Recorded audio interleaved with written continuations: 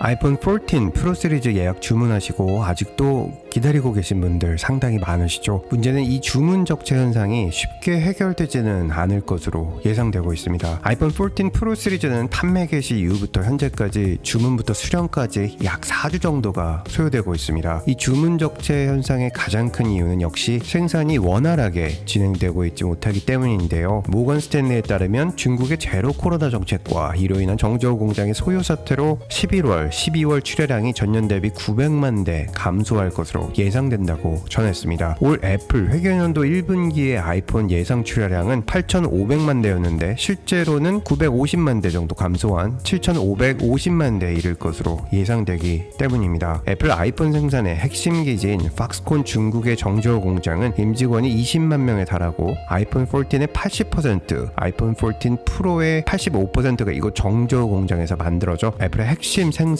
기지라고 할 수 있습니다. 이 핵심 공장의 소요 사태는 단순히 제로 코로나 정책에 입각해 폐쇄루프 방식으로 운영한 것으로만 국한하지 않습니다. 채널에서는 아이폰 14 시리즈가 출시되기 이전부터 아이폰 14 생산과 판매에 문제가 생길 것이 유력하다고 말씀을 드렸었는데요. 당시에도 말씀을 드렸지만 가장 큰 문제는 역시 지속되는 팬데믹의 여파로 중국 내 공장들이 자주 셧다운되는 문제가 있었고, 지난 여름에는 60년 만에 최악의 폭염 강타로 발생한 전력난에 스촨성 일부 지역은 아예 공장 가동을 중단하는 조치를 당하기도 하였습니다. 팍스콘 정저우 공장은 아이폰 생산에 맞춰 인턴 및 임시직을 포함해서 평시 20만 명에서 10월에서 12월까지 30에서 35만 명까지 직원을 탄력적으로 늘리는데, 올해 아이폰 14 시리즈에 문제가 생길 것을 예상한 팍스콘에서는 지난 여름부터 아이폰 생산을 위한 특별 상여가 포함된 일자리를 공고하였습니다. 하지만 어렵게 모인 사람들은 너무나 강력한 방역 조치와 열악한 숙박 환경을 이유로 생산이 한창 절정에 달해야 하는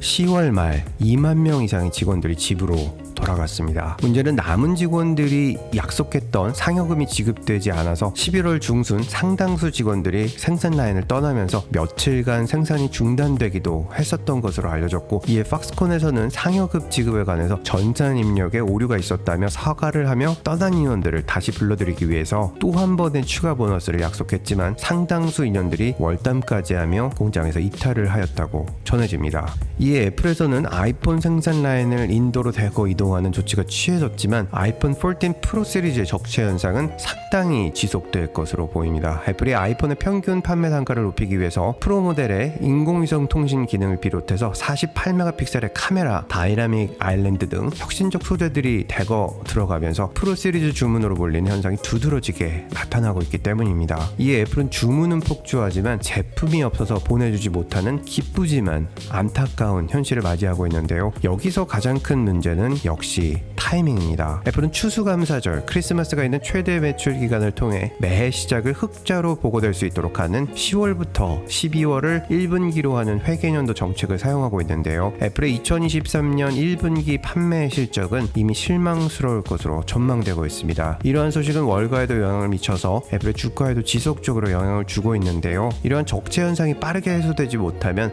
아이폰 14 프로의 주문을 취소하시는 분들이 늘어나게 되고, 주문 취소는 결국 아이폰 15 프로 시리즈의 존버로 이어질 것입니다. 아이폰 15은 아이폰의 첫 5G 폰이자 아이폰 10 시리즈 통신사 약정 고객들이 대거 몰렸던 아이폰 12 시리즈의 사용자들이 다시 재계약을 할 수 있게 되는 첫 아이폰으로, 아이폰 15의 주문은 14 시리즈에서 일부 적체된 주문과 함께 진행될 것으로 예상되어 그 어느 때보다 높은 수요를 차지하게 될 것으로 보입니다. 하지만 문제는 중국 공장이 정상화되더라도 애플이 생산을 인도로 분할하고 있기 때문에 수율 문제를 비롯한 다양한 문제들이 또 생겨날 수 있는 다분한 여지가 있습니다. 애플은 지금 다양한 위기에 직면하고 있습니다. 2023년 경기 침체 전망과 이에 따른 대규모 감원 진행, 중국 공장 소요 사태, 상반기 출시 예정이었던 애플 글라스의 하반기 출시 연기, 애플카의 출시 연기, 지속되는 강달러, 아이폰 USB-C 단자 의무 등 내외부적으로 상당한 위기를 맞고 있는 애플이 과연